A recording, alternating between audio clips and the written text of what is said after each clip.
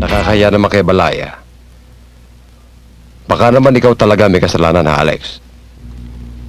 Hindi ho. Kami lang ho talagang dalawa ng papa ko nag-away. Nadamay lang si Alex. Paano? Andyan na yan. Wala na tayong magagawa. Ang mabuti pa dito na kayo magtuloy ngayong gabi. At bukas ng umaga, saka na natin pag-usapan kung anong mabuting gawin sa problemang yan.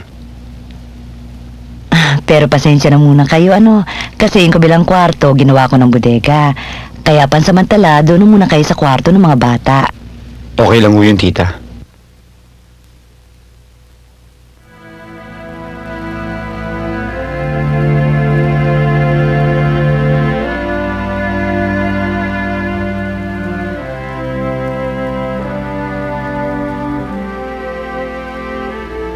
Miriam?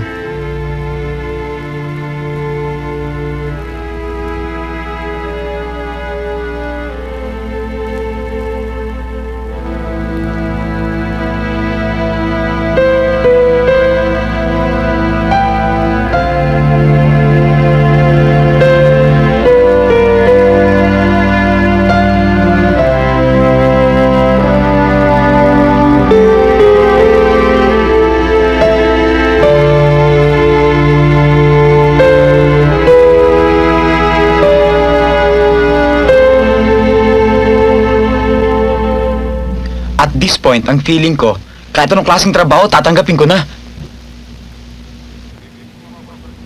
Kahit Metro Aid? Kuya naman, hindi pa naman ako ganun kadispe.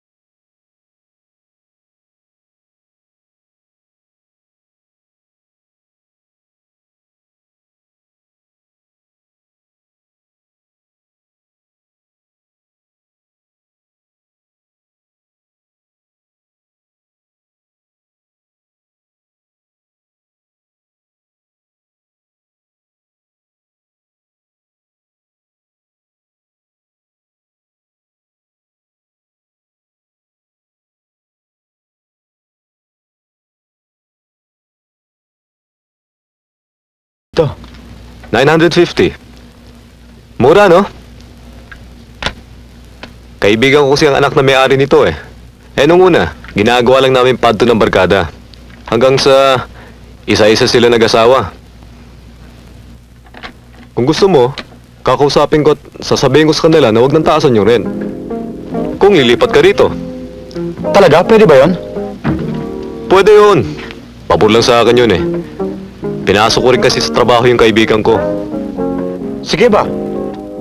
Kaya lang, pasensya ka na ha. Mahina kasi ang tubig dito. Kung minsan, hindi umakyat sa taas. Kaya kailangan, matuto ka magigib. Hindi problema yon.